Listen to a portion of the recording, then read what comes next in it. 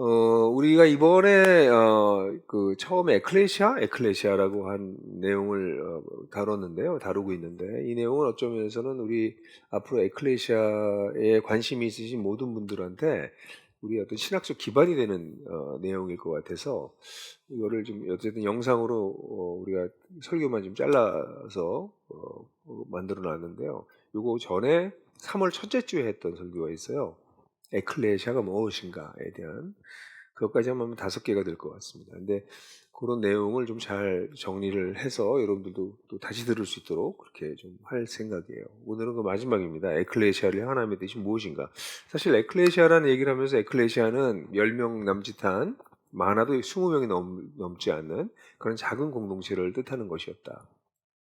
초기 교회에는 아마 30명에서 40명 정도가 그런 에클레시아를 형성했던 것 같다. 그런데 어떻게 이렇게 작은 에클레시아가 로마 제국을 점령하다시피 했는가 훗날. 사실 우리는 사이즈와 뭔가 좀 대단한 게 있어야 무슨 하나님이 일을 하시는 거라고 생각을 하는데, 놀랍게도 하나님은 작은 씨앗으로 일하신다. 그래서 이 에클레시아라고 하는 게 작다고 우습게 볼 일이 아니다. 사실 하나님은 그 속에서 일하신다. 그런 이야기를 우리가 첫 번째 날 좀 나눴어요. 근데 그런 에클레시아가 어디 쓰느냐? 가이사라 필립보에 쓴다. 세상 한복판에, 자본과 권력과 이데올로기가 지배하고 있는 것처럼 보이는 세상 그 한복판에 에클레시아는 서서, 그 자본 한복판에서, 세상의 한복판에서 세상에 무너지는 게 아니라 오히려 세상을 변화시키는 그런 일을 한다. 왜냐하면 에클레시아에게는 하데스의 문을 이길 수 있는 힘이 있기 때문에. 그 사망의 문이라고 번역을 했지만, 그래서 우리가 살고 있는 세상의 권세, 이데올로기, 자본, 무엇이든지 간에 그것을 이길 수 있는 힘이 있다. 그 에클레시아에. 그런 얘기를 했어요. 사실 에클레시아는 사람들이 생각할 때는 무슨 교회가 커져야지, 사이즈가 커야 일을 하지, 하나님이 뭐 이런 생각을 하는 거랑 완전히 반대로, 작은데도 불구하고 세상을 변화시킨다. 하나님 그렇게 일해 오셨다. 그런 걸 보여주는 놀라운 하나님의 공동체입니다. 오늘은 그렇다면 이제 마지막으로 이 에클레시아를 향하신 하나님의 뜻이 무엇인지, 이런 대단한 에클레시아를 이 세상에 두시는 하나님의 뜻이 뭘까? 그럼 또 다르게 말하면 그 에클레시아에 우리가 소속할 건데, 속한 나를 향한 하나님의 뜻은 무엇인가와도 연결되겠죠. 그래서 오늘은 그 이야기를 같이 이야기를 나누려고 합니다. 우리 늘 그러는 것처럼 우리 옆 사람들하고 같이 한번 먼저 얘기해 보셨으면 좋겠는데, 내가 만약에 에클레시아에 속하게 된다면, 또 속해 있다면, 지금 나는 이 나의 에클레시아를 향하신 하나님의 뜻이 무엇일 거라고 생각하는지 한번, 여러분들, 그래? 우리 이 조그만 에클레시아를 향한 하나님의 뜻이 있다고? 그 뜻이 뭘까? 라는 얘기를 지금부터 4분 동안 하겠습니다.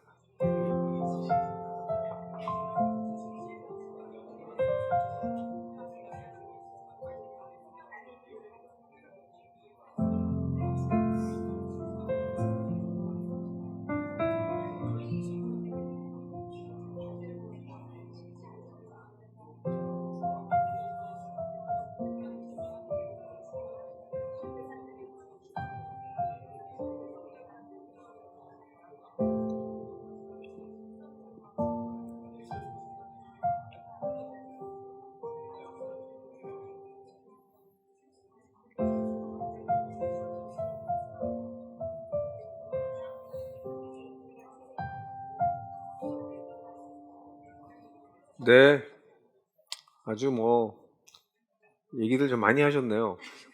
요 짧은 시간 동안 얘기들 정말 많이 하시는데, 어떠세요? 얘기가 좀, 누가 좀 독점하진 않으셨나요? 그 얘기에? 그러지 않았나요? 네. 저는 이렇게 수근수근거리는 게 참 좋더라고요. 저희 나들, 이건 그냥 거룩한 수근대입니다. 이런 생각이 드는데, 예배 시간이 그냥 이렇게 일방적으로, 듣기만 하고, 수용하기만 해야 되는 매우 수동적인 그런 커뮤니케이션 방법을 대부분의 교회에서 쓸 수밖에 없는 교회가 워낙 크고 서로 모르니까. 근데 그게 에클레시아는 원래 그렇게 큰 게 아니었어요. 서로 아는 사람들이기 때문에 모여서 같이 생각을 나누고 마음을 나누고, 또 더 나중에 깊어지면 고민도 나누고 아픔도 나누고 고통도 나누고, 더 내려가면 수치까지 나눌 수 있는 게 공동체거든요. 그래서 그런 교회를, 그런 에클레시아를 하나님께서 세우길 원하세요. 그래서 우리 예배 시간에도 연습해 보는 겁니다. 잠깐. 이제 이건 잠깐 아주 피상적인 거고, 실제로는 나중에 깊은 나눔이 있겠죠. 우리 속에 있는 깊은 것들을 나누는 시간도 있을 거라고 생각합니다. 어쨌든 에클레시아에 대해서 하나님의 뜻이 뭔가 이렇게 생각해 봤는데요. 오늘 우리가 읽으려고 하는 성경 본문을 보면 에클레시아에 하나님의 가지고 계신 뜻이 직간접적으로 나타나요. 그 성경 구절 한번 다 같이 읽어볼까요? 우리가 이번에 계속 살펴봤던 성경 구절이죠. 같이 제가 한 절 읽고 여러분들이 한 절 읽고 해서 교독하도록 하겠습니다. 예수께서 빌립보의 가이사랴 지방에 이르러서 제자들에게 물으셨다. 사람들이 인자를 누구라고 하느냐? 제자들이 대답하였다. 세대자 요한이라고 하는 사람들도 있고 엘리야라고 하는 사람들도 있고 엘리야나 예언자들 가운데 한 분이라고 하는 사람들도 있습니다. 예수께서 그들에게 물으셨다. 그러면 너희는 나를 누구라고 하느냐? 시몬 베드로가 대답하였다. 선생님은 살아계신 하나님의 아들 그리스도이십니다. 예수께서 그에게 말씀하셨다. 시온 바요나야, 너는 복이 있다. 너에게 이것을 알려주신 분은 사람이 아니라 하늘에 계신 나의 아버지시다. 나도 너에게 말한다. 너는 베드로다. 나는 이 반석 위에다가 내 교회를 세우겠다. 죽음의 문들이 그것을 이기지 못할 것이다. 다 같이 읽을까요? 내가 너에게 하늘나라의 열쇠를 주겠다. 내가 무엇이든지 땅에서 매면 하늘에서도 매일 것이요 땅에서 풀면 하늘에서도 풀릴 것이다. 여기 성경을 보면 하늘나라의 열쇠를 주겠다고 합니다. 이 교회. 여긴 베드로한테 하는 것처럼 보이는데요. 나중에 이게 확정되는 걸 여러분 보시겠지만 그 하늘나라의 열쇠가 매기도 하고 풀기도 한대요. 땅에서 매면 하늘에서 매이고요. 땅에서 풀면 하늘에서 풀린대요. 우린 거꾸로 생각하거든요. 보통 하늘에서 매면 땅에서 매이고 하늘에서 풀면 땅에서 푼다. 근데 이건 사실은 땅이 하늘을 오히려 거버닝하는, 컨트롤하는 것 같은 그건 좀 놀라운 표현이에요. 그러니까 이 하나님 나라의 열쇠, 하늘 열쇠를 베드로에게 또는 교회에 주셔서 그걸 사용해서 하늘을 열고 닫는다. 대단한 표현이잖아요. 이게 뭘 뜻하는 걸까? 이 열쇠에 대한 이 하늘 열쇠, 하나님 나라의 열쇠에 대한 이야기를 좀 해봐야 될 것 같아요. 근데 이 열쇠라고 하는 단어는 유대교적인 에서 볼 때는 열쇠라는 단어는 절대 주권을 뜻합니다. 그래서 여러분들 제가 성경 구절 몇 개 써놨지만 아주 대표적인 걸 써놨는데요. 이사야서 22장 22절 보게 되면 내가 또 다윗의 집의 열쇠를 이 그는 이제 엘리야김이라고 하는 왕입니다. 그에게 줄 것이니 그가 열면 닫을 자가 없고 닫으면 열 자가 없다. 굉장히 비슷한 구절이 나오는데 이건 절대 주권을 이 다윗의 왕조를 계승할 엘리야김에게 주겠다라는 표현입니다. 근데 이와 굉장히 비슷한 표현이 이게 이제 그리스도께로 연결돼서 이 절대 주권이 예수 그리스도께 있게 됐다라고 하는 게 계시록 3장 7절입니다. 같이 한번 읽어볼까요? 벨레데베아 교회의 신부님꾼에게 이렇게 써보내라. 거룩하신 분, 참되신 분, 다윗의 열쇠를 가지고 계신 분, 여시면 닫을 사람이 없고 닫으시면 열 사람이 없는 그분이 말씀하신다. 그래서 이 하나님에 대해서 예수 그리스도에 대해서 이렇게 표현합니다. 다윗의 열쇠를 가지고 계신 분, 절대 주권을 가지고 있는 분이다. 이런 뜻이에요. 근데 사실은 이 절대 주권을 가지고 있다는 뜻 이상으로 이 열고 닫는다라고 하는 것은 당시 예수님 당시에는 굉장히 의미가 있는 뜻이었는데, 왜냐하면 당시 유대교의 랍비들이 이 열고 닫는다는 표현을 자주 썼어요. 우리 성경에는 여기하고 마태복음 18장밖에 열고 닫는다는 표현이 자주 안 나오고 계시록에 잠깐 나오고 이런데, 랍비들이 이 얘기를 많이 썼습니다. 랍비들은 율법을 해석하는 사람들이거든요. 근데 율법을 해석하면서 열기도 하고 닫기도 한다 라고 썼었어요. 그러니까 연다는 거는 여기 제가 써놨죠. 맨다, 매기도 하고 풀기도 한다 이렇게 볼 수 있는데, 맨다라고 하는 거는 어떤 행위를 금지하는 걸 뜻합니다. 그러니까 율법을 해석하면서 하지 말아야 될 것, 제한해야 될 것을 얘기할 때는 이건 맨다라고 얘기하고, 푼다라고 얘기할 때는 어떤 행위를 허용하거나 의무를 해제할 때를 푼다라는 단어를 랍비들이 썼어요, 그 당시에. 그래서 여러분들 아시는 분 계실지 모르겠지만 그 샤마이하고 힐렐이라고 하는 학파가 있었는데 둘 다 랍비, 대표적인 랍비입니다. 샤마이는 이 매는 쪽에 더 강조해서 굉장히 엄격하게 율법을 다 지켜야 된다 이렇게 얘기하는 사람이었고, 힐렐은 이걸 좀 더 융통성 있게 적용하는 이런 존재였어요. 그러니까 여기서 매고 푼다는 얘기는 사실은 성경을 해석하는, 그것을 뜻해요. 성경을 해석한다. 그러니까 당시에 유대교에 아주 익숙했던 사람들은 이 얘기를 들을 때 하늘의 열쇠를 줬다는 얘기는 성경을 구약의 율법을 해석하는 걸 뜻하는구나. 그 얘기는 뭐냐면 하늘에 속한 하나님 나라에 관련된 모든 지혜들을 이해할 수 있게 도와주는 사람들이라는 거예요. 그걸 살아낼 수 있도록 도와주는 일을 하는 것이 이 하늘의 열쇠를 가진 것이다 라고 해석할 수가 있어요. 그게 첫 번째 유대교적인 그런 예라고 할 수 있어요.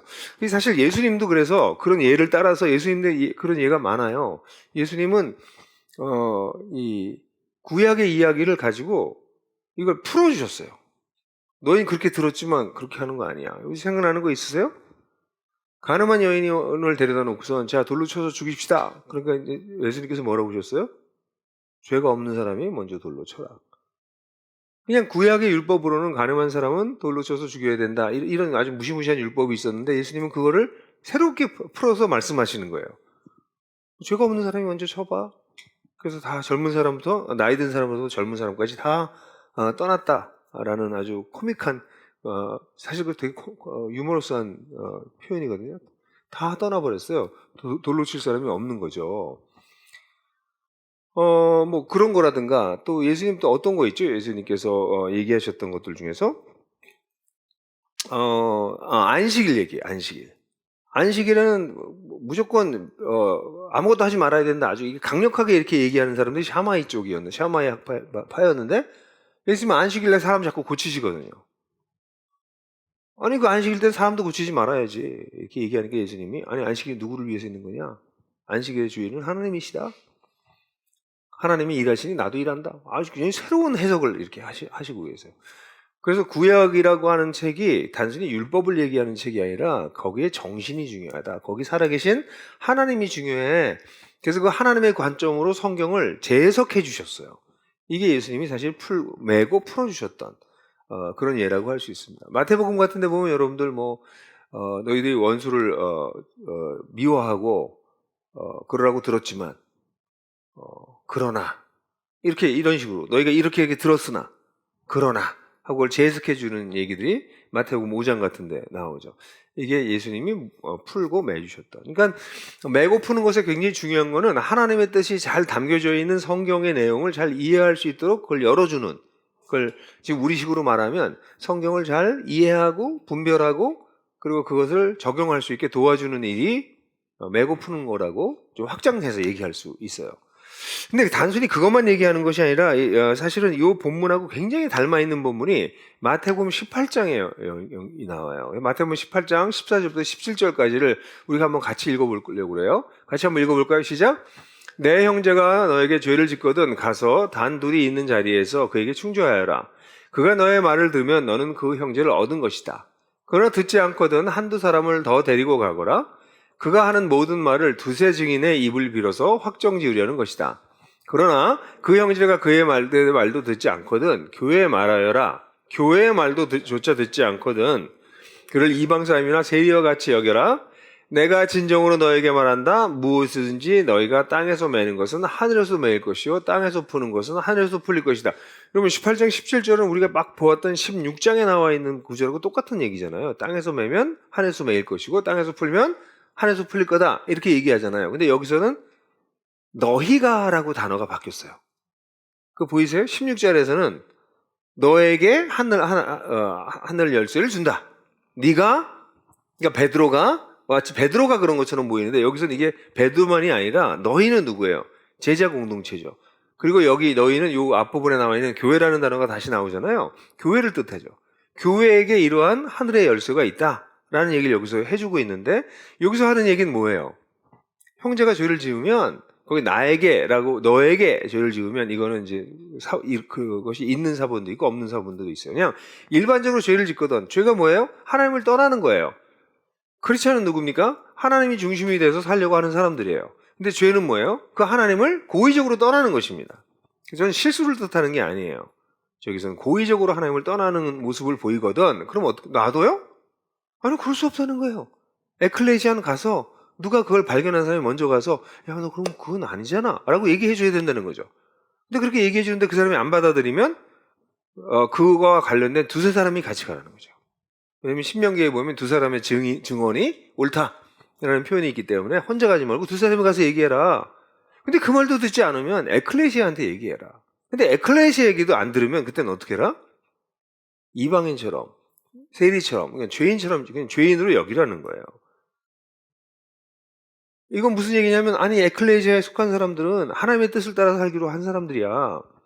근데 하나님의 뜻을 고의적으로 어기고 따라 살지 않는다면, 그건 개인의 문제지. 그건 프라이버시지. 이렇게 얘기하지 말고, 그를 붙들고 한 사람이 가서 얘기하고, 그 다음에 두세 사람이 가서 얘기하고, 그것도 얘기 안 하면, 에클레시아 전체가 얘기해서 이 사람을 내쫓아라라는 얘기인데, 사실 내쫓으라는 것이 아니라, 사실은 이 사람을 살리려고 하는 거죠. 그렇게 경고해서. 네가 하나님을 따르고 살겠다고 하고서 하나님을 따르지 않으면 이 공동체에 있을 수 없어. 여기는 하나님을 따르는 사람들의 공동체야. 이렇게 해야 된다는 겁니다. 이걸 아주 오래된 용어로는 처치 디시플린이라고 그래요.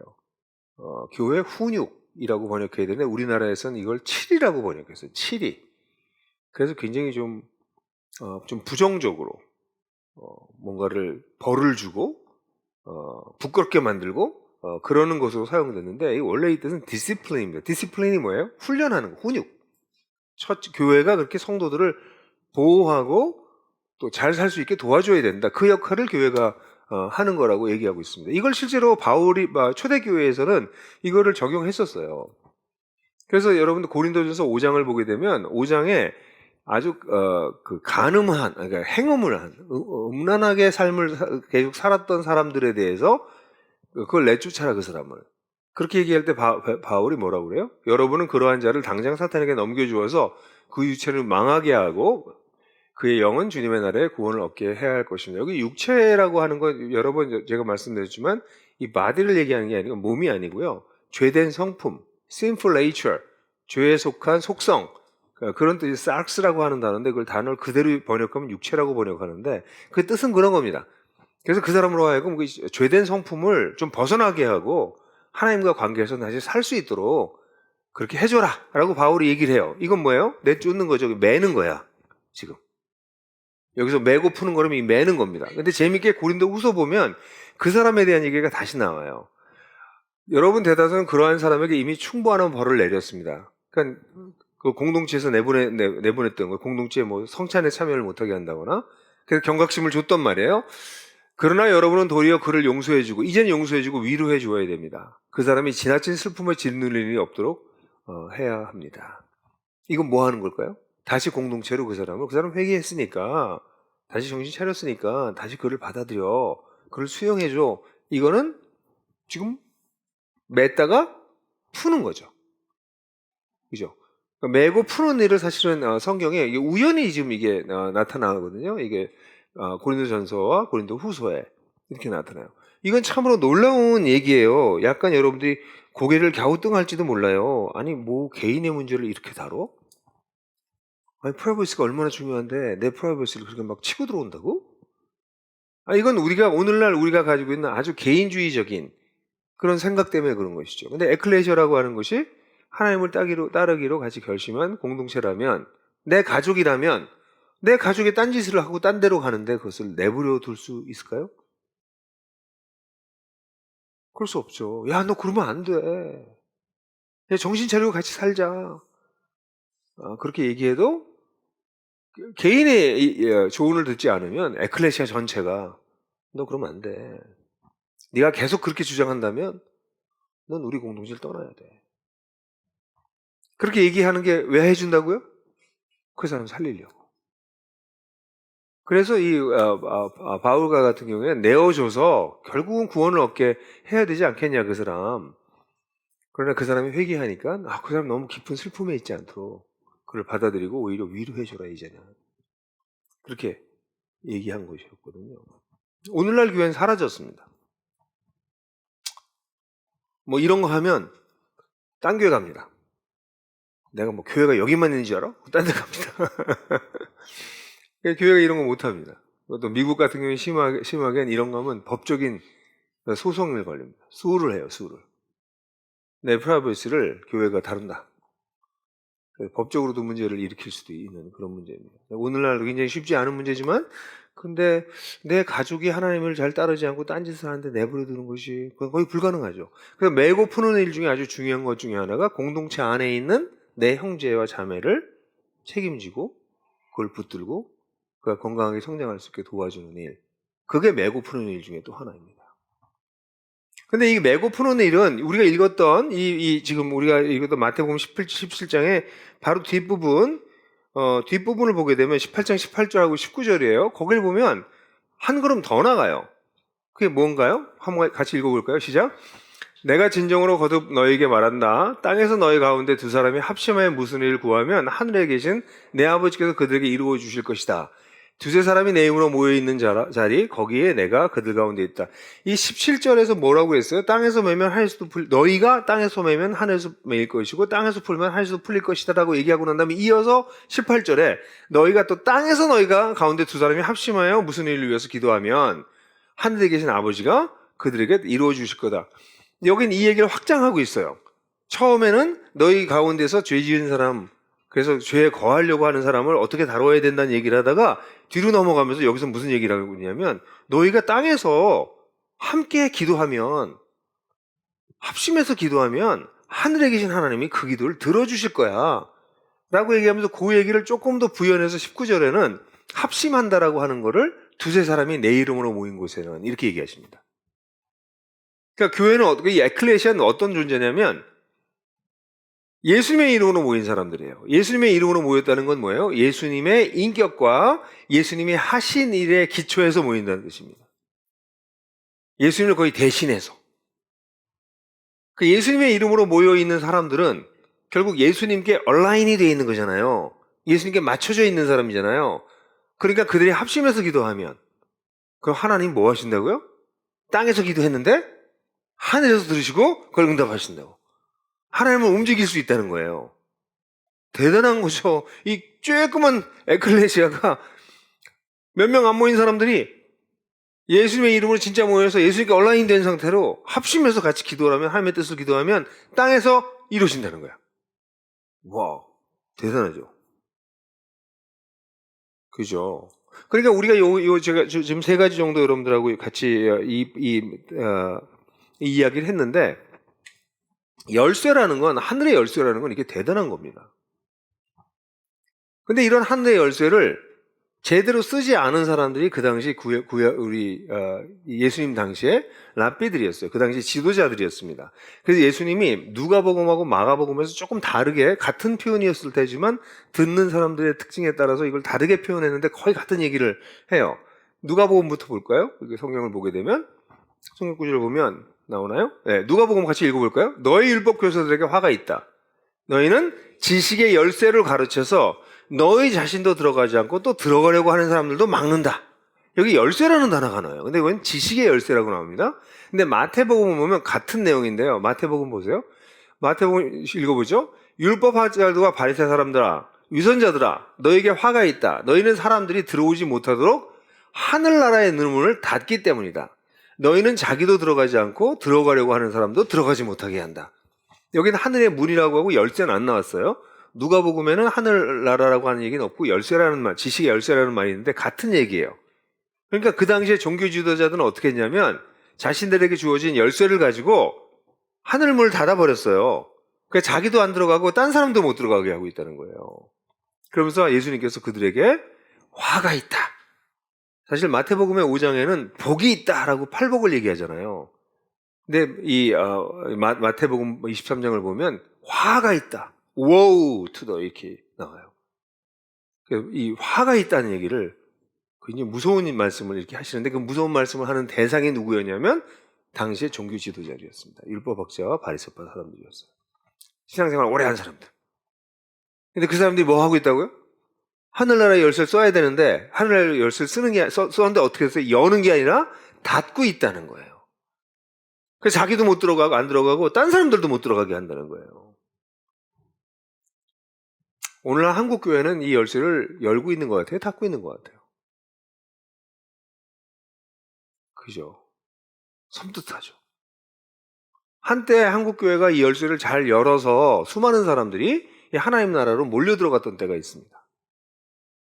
그죠? 그리고 하늘의 복이 막 땅으로 막 쏟아져 내려왔어요. 문이 열리면, 하늘의 문이 열리면 이 땅에 있는 하나님을 모르는 사람들이 그 나라로 막 올라가는 거고 들어가는 거고요.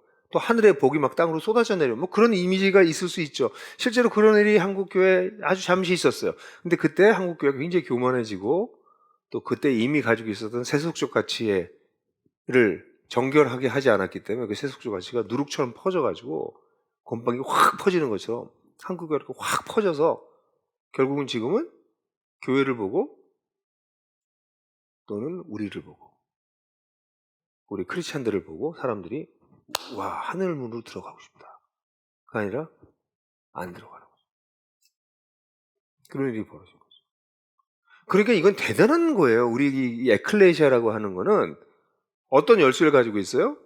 성경이 뭘 가르치고 있는지를 이해하고 해석하고 적용할 수 있는 그런 능력도 우리가 가지고 있고 그뿐만 아니라 우리 성도들, 우리와 함께 신앙생활하는 우리 형제자매들을 잘 보호하고 아주 최악의 경우엔 그 친구를 교회에서 내보내서 정신 차릴 수 있게 할 정도의 사람에 대해서 책임지는 그런 권한도 있고 그뿐만 아니라 하나님의 뜻을 분별해서 같이 기도함으로 하나님의 뜻이 이 땅에 이루어지게 만드는 그런 엄청난 능력을 가졌다는 거야. 하늘의 열쇠라는 게. 그런 놀라운 걸 가졌습니다. 물론 이런 얘기를 하면 일반 교회에서는 뭐 아멘 막 이렇게 하고 나오는데 여기서는 너무 조용하고 그래요. 예, 뭐 우리는 냉철한 사람이니까. 근데 서운한 게 안 서운해요. 그 아멘 하면 저 사람 누구지? 이럴지도 몰라. 근데 우리 속으로는 진짜 맞아요. 그런 에클레시아였으면 좋겠어요. 이런 생각도 여러분 하지 않으세요? 예. 계속 나오세요. 그래서 이 에클레시아라고 하는 하나님의 에클레시아를 세우실 땐 이런 엄청난 계획을 가지고 세우신 거예요. 작다고 우습게 보면 안 돼요. 크다고 다 에클레시아 아닐 수 있어요. 이 열쇠를 쓰지 않으면. 이게 교회의 본질적인 모습이거든요. 그럼 이 시간에는 다시 여러분들한테 5분 정도 시간을 드릴 텐데요. 이렇게 에클레시아가 하늘의 열쇠를 사용하는 거를 나는 본 적이 있다. 경험한 적이 있다. 또는 반대로 이걸 닫는 걸 봤다. 그런 경험들이 있잖아요. 실제로. 그러면 이 에클레시아가 실제로 우리가 살고 있는 세상 속에서 어떻게 지금 작동되고 있는가? 긍정적으로 작동되는 케이스도 있을지 모르겠고 부정적으로 작동되는 케이스도 있겠죠. 그럼 한번 그 얘기를 잠깐 나눠볼까요?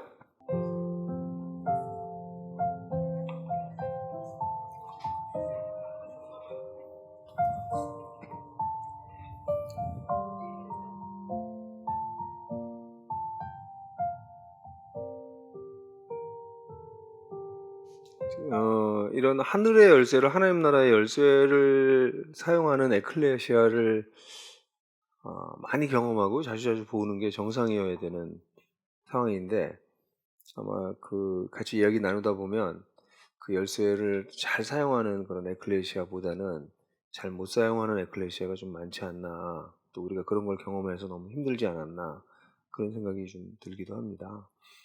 참 안타까운 거죠. 결혼이 좋은 거가 아니니까 요즘 젊은 친구들이 결혼 안 하거든요. 옛날에는 결혼을 그냥 해야 되는 거니까 했어요. 근데 요즘은 젊은 친구들이 이렇게 보니까 자기 엄마 아빠 사는 거 보니까 별로 결혼이 안 좋아 보이거든. 엄마 아빠뿐만이 아니라 뭐 세상 사람이 다 그래서 결혼 안 하잖아요. 실제가 결혼이라고 하는 실제가 약화되니까. 그러니까 젊은이들을 뭐라고 할 수가 없죠. 근데 교회도 에클레시아도 그래요. 에클레시아의 원래 이런 모습이 사라져 버렸는데 누가 그 에클레시아에 들어가고 싶겠어요? 교회에 가고 싶겠어요? 오히려 문을 닫고 있는데 자꾸. 그러니까 우리가 이제 에클레시아에 대한 이야기를 이렇게 나누는 이유는 원래 성경에서 얘기하던 에클레시아 좀 되고 싶다. 평범한 사람들, 허접한 사람들 부르셔서 그들로 하여금 이런 에클레시아를 형성하게 하시는 그 하나님의 놀라운 뜻을 좀 내 인생에 내 생에 살아있는 동안 좀 보고 싶다, 누리고 싶다. 그런 마음 때문에 우리가 여기 와 있는 거 아니에요? 그죠? 그럼 성경에서 이렇게 얘기한 거가 그렇다면 이런 하늘의 열쇠를 사용하는 그런 에클레시아가 어떻게 될 수 있을까? 이게 이제 우리 질문이잖아요. 그러려면 첫 번째, 공동체 안에서, 우리가 공동체 안에서 하나님의 말씀을 같이 분별하고, 이해하고, 분별하고, 적용하는 그런 일이 우리한테 필요합니다. 성경의 가르침에 대한 공동체적 이해와 분별이 필요해요.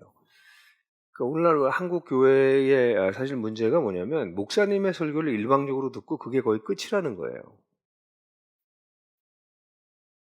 좀 좋은 설교를 들으면 또 좋은데 별로 좋지도 않고 설교가, 왜냐면 좋다 좋지 않다는 설교를 얼마나 유려하게 하느냐 재밌게 하느냐가 아니고요, 얼마나 하나님의 진리를 잘 이해할 수 있게 도와주느냐, 그걸 잘 분별할 수 있게 도와주느냐, 그래서 그걸 가지고 살아낼 수 있게 도와주느냐, 이 문제 때문에 힐렐하고 샤마이하고 싸웠거든요.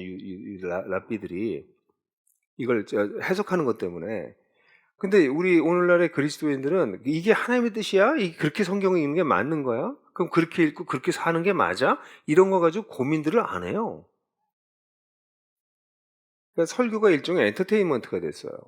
그래서 그냥 쭉 듣고 재밌으면 되는 거예요. 은혜 받았다고, 왜 은혜 받았다고 그러면 재밌으면 은혜 받았대요. 또 뭐 눈물이 좀 났다거나 그럼 은혜 받았대요. 그건 은혜가 아니고요, 그냥 감성이 그렇게 좀 움직였다는 거예요. 내 감성이. 은혜는 그런 게 아닙니다. 은혜는 하나님으로부터 내려오는 것입니다. 그럼 뭐 영화보다도 은혜 받는 거지 뭐. 닭살만 돋으면 다 은혜니까. 그죠? 폭삭소가수다. 은혜가 넘쳤잖아요? 그런 걸 은혜라고 얘기하지 않아요. 은혜는 하나님이 주셔서 우리를 변화시키는 거예요, 실제로. 그러니까 성경을 보면서, 이 설교를 들으면서도 마찬가지고, 그래서 이 공동체는 사실은 이 성경을 열심히 읽을 수밖에 없어요. 이 시대를 향하신 하나님의 뜻을 알려면, 뭐 산에 가서 기도한다고 하나님의 뜻을 알 수가 없고요, 영험한 목사님을 찾아가서 하나님의 뜻을 물어도 안 되고요. 그건 샤머니즘이죠.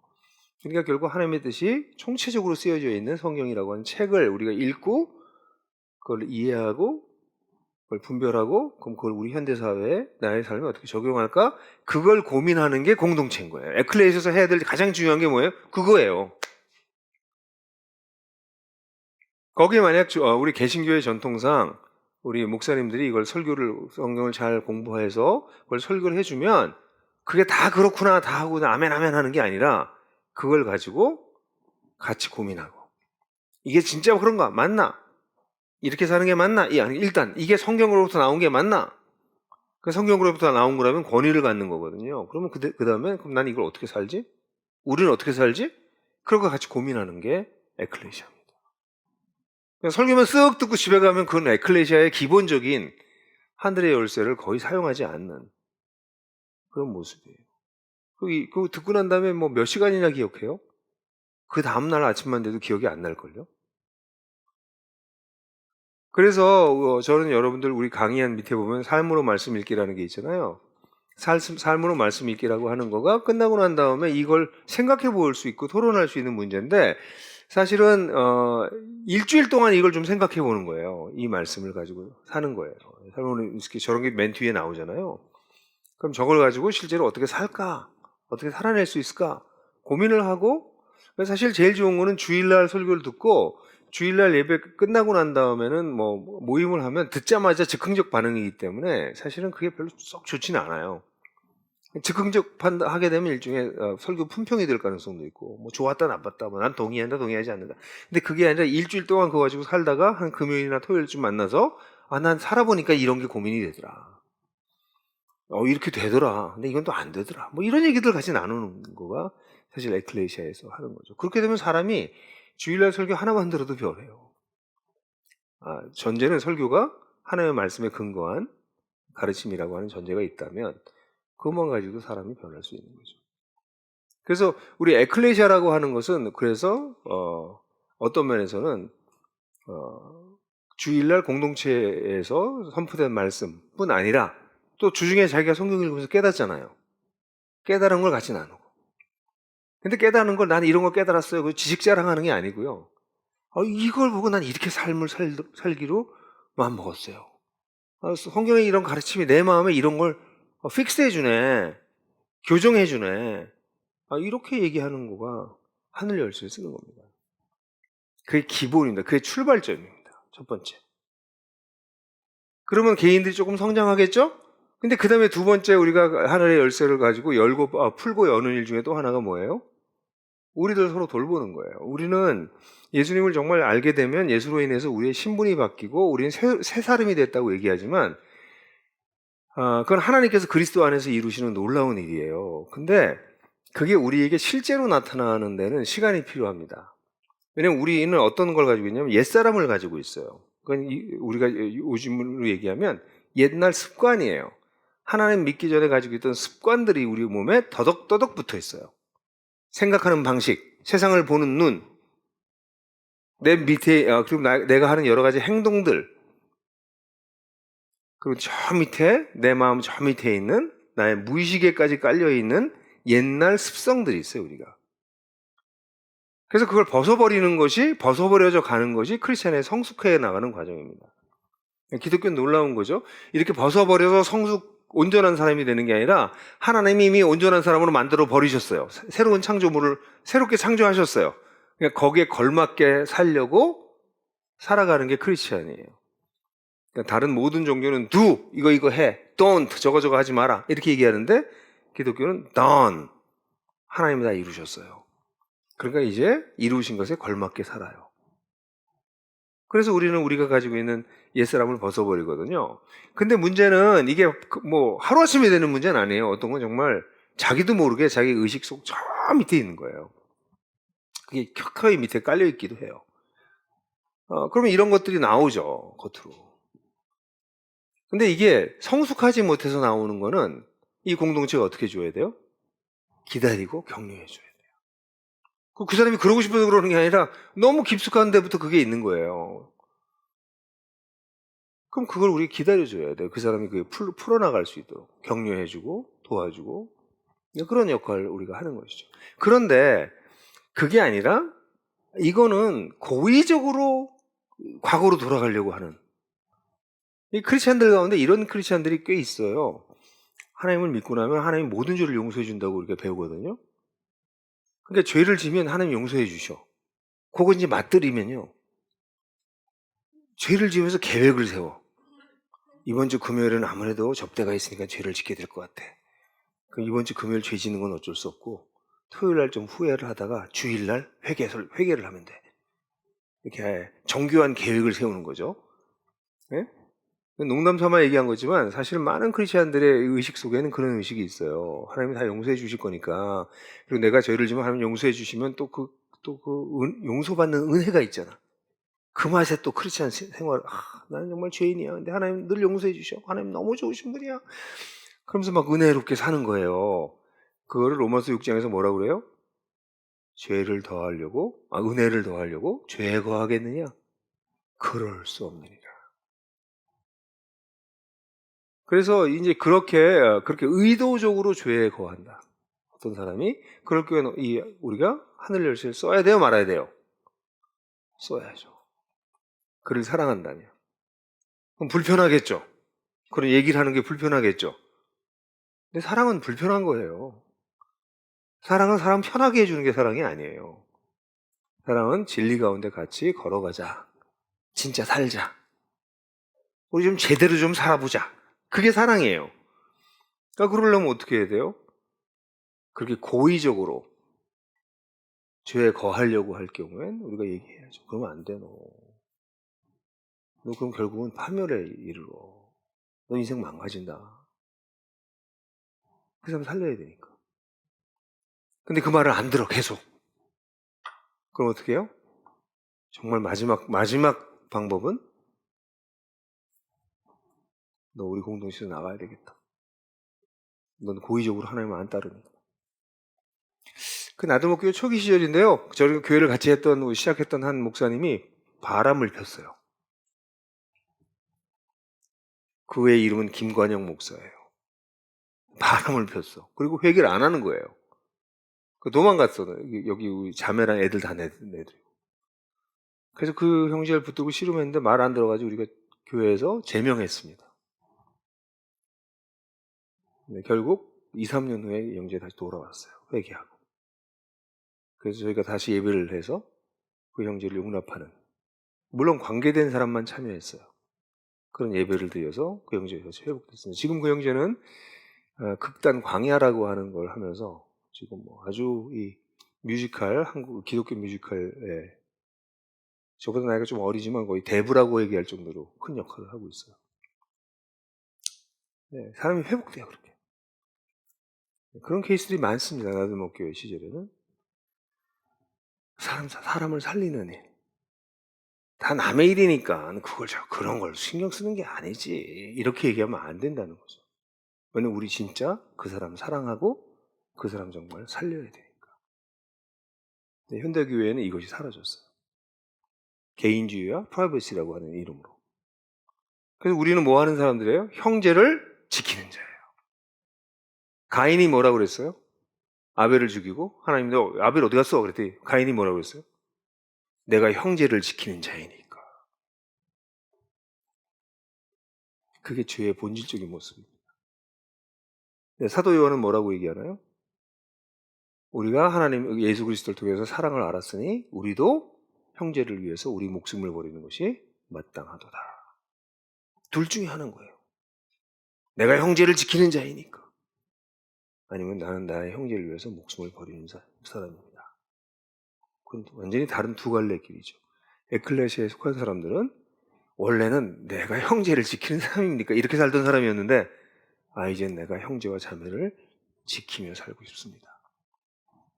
그렇게 생각이 바뀐 사람들인 거예요. 그 대단한 하늘의 열쇠를 사용하는 사람들인 것이죠.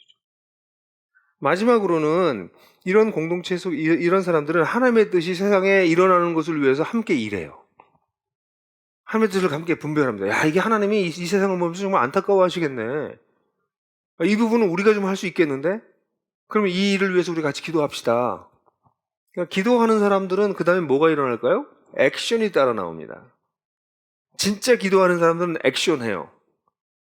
근데 진짜 기도 안 하고 말로만 기도하는 사람은 아무것도 안 해요. 기도만 하고. 근데 기도를 하면 그 다음부터는 하나님과 함께 액트하기 시작해요. 작은 일이라도 할 수 있는 게 뭔가 보는 거죠. 산불이 일어났어요? 산불만 밤낮 일어났는데 올해는 좀 컸다지? 그러고 끝날 수 있어요.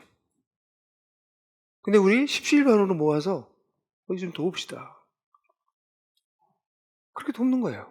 그럼 우리가 좀 그렇게 하게 되면 우리의 삶 자체가 하나님의 마음이 있는 곳으로 자꾸 흘러가요. 근데 세상에는 엄청난 일들이 벌어지는데 그건 남의 일이야. 오지랖 떨지 마. 네 인생이나 잘 살아. 이렇게 살면 어떤 일이 벌어져요? 그 다음에 자기가 이제 어려움을 겪게 되면 아무도 자기 옆에 없는 거죠. 하나님이 그런 걸 원하지 않으세요. 그래서 우리가 늘 마음이 이 땅을 살면서 이 깨어진 세상을 살면서 고통당하는 사람들, 어려운 사람들 이를 위해서 어떻게 도울까 하는 마음으로 자꾸 마음이 부드러워지고 그렇게 돼야 되는 거죠. 근데 그건 그렇게 되려면 내 자신이 먼저 성장해야 되겠죠? 내가 건강해져야 되겠죠? 내가 아프고 내가 어린데 세상에 이런 것에 대해서 신경 쓸 수가 없죠. 그러니까 아까 얘기했던 것처럼 말씀을 잘 분별하고 같이 그 말씀을 적용하고 성장해 나가고 공동체 안에서 서로를 잘 지켜주고 세워주고 그러다 보면 우리의 마음이 자꾸 열려서 옛날엔 전혀 신경 안 쓰고 살았는데 뭐 불이 났으면 불이 났지 뭐 미얀마에서 뭐 죽으면 죽는 거지 뭐 그 나랑 무슨 상관이야 이러고 살았던 사람들이 마음이 열리기 시작하는 거죠. 그래서 그들을 위해서 뭔가를 하기 시작하는 거죠. 그래서 그런 면에서 여러분들 이제 헌금에 대한 얘기도 우리가 할 건데요. 그 교회에서 헌금이 하도 잘못 사용되기 때문에 우리가 헌금 때문에 여러 가지 문제의식을 가지고 있는 분들이 많고 그 문제의식은 정당해요. 그럼 우리 이 에클레시아에서는 우리가 헌금을 어떤 식으로 할 거냐 이것도 좀 정돈을 해서 여러분들한테 얘기할 겁니다.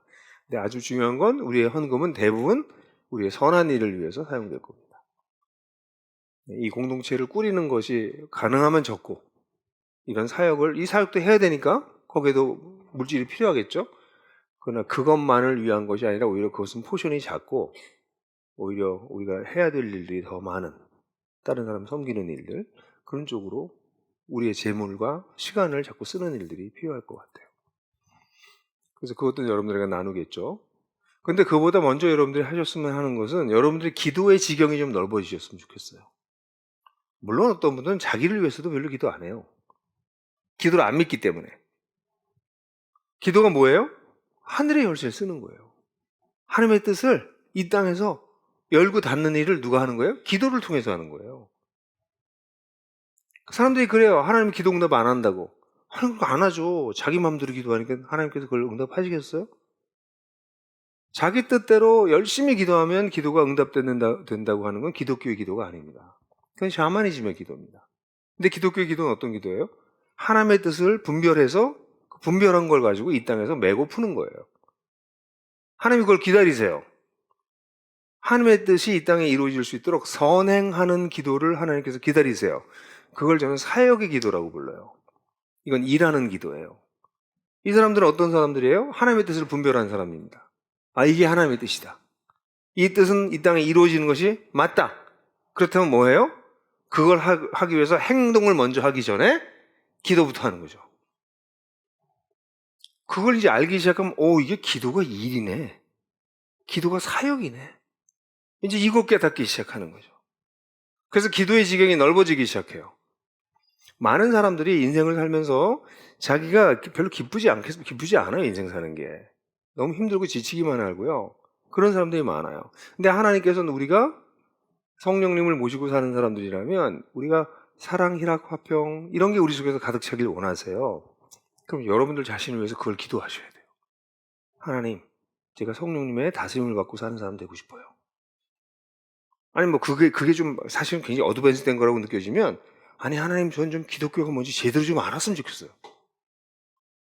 이게 진짜예요? 이거 좀 알게 해주세요. 그렇게 기도하면 하나님께서 그건 하나님의 뜻이거든요. 그렇게 기도하고 하나님을 알지 못하는 사람들 거의 못 본 것 같아요. 그래서 하나님의 뜻을 분별해서 그것을 기도하다 보면 처음엔 자기로부터 시작되죠. 근데 시간이 지나면 이제 옆 사람으로 넘어가시. 확장되기 시작하죠. 기도가. 여러분의 기도는 어디까지 확장되셨나요? 어디까지 가보셨어요? 예? 칼기 타고 어디까지 가는 거 거의 얘기하지 마시고 여러분들의 기도는 어디까지 뻗어가셨나요? 그게 여러분들이 하나님을 이해하고 하나님을 사랑하는 넓이와 깊이예요, 사실은. 근데 처음엔 어디서부터 시작해요? 나부터 시작하는 거 정상이에요. 근데 예수 하나님을 믿는 지 20년, 30년 지났는데도 나도 위해서 기도 잘 안 해. 하나님 잘 안 믿는 거예요, 사실은. 하나님 일 안 하신다고 생각하는 거예요. 근데 하나님은 하늘의 열쇠를 우리가 쓰기를 원하세요.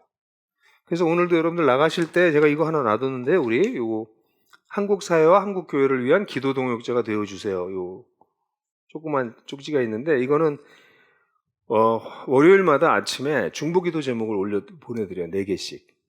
제가 매주 하다가 요즘은 저하고 지역대표 우리 하나복 지역대표들이 번갈아 가면서 하는데 한 주는 제가 하고 한 주는 우리 다른 지역대표들이 돌아가면서 이렇게 하고 있어요. 근데 4개의 기도 제목이 하나는 우리 한국 사회와 전 세계를 위한 기도, 두 번째는 한국 교회를 위한 기도, 나머지 2개는 하나복 사역을 위한 기도 이렇게 기도합니다. 그럼 매주마다 기도할 때마다 이제 기도가 좀 확장되겠죠? 그래서 여러분들도 원하시는 분들은 뭐 오늘도 좋고 오늘이 아니면 나중에라도 신청하셔서 기도의 지경을 넓히십시오.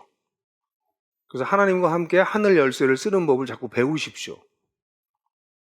그러면 어느 날 내가 하나님 팀이네. 내 예수님 팀이네.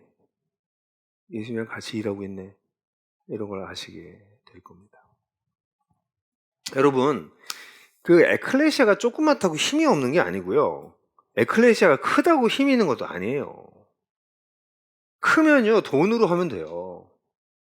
그래서 어떤 경우에는 어떤 교회나 어떤 사역을 보면 그게 돈이 하는 건지 하나님이 하는 건지 잘 모르겠어요. 하나님이 안 계셔도 돌아갈 것 같아. 예산이 다 하는 것 같아. 근데 예산이 없으면 안 돼. 그럼 하나님이 예산인가? 이런 생각이 어떤 데 들 수도 있어요.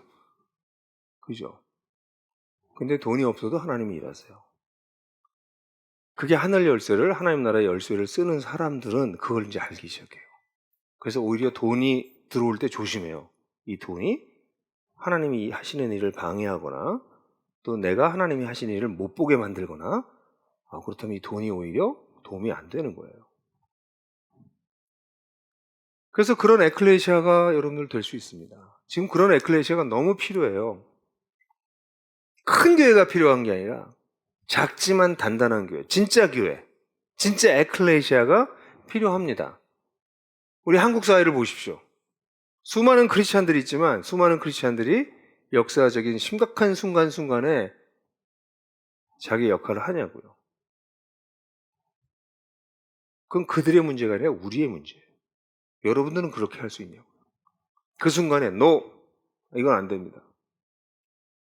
제가 아는 하나님을 볼 때 이거는 옳지 않습니다. 라고 말할 수 있는 역량이 우리한테 있느냐?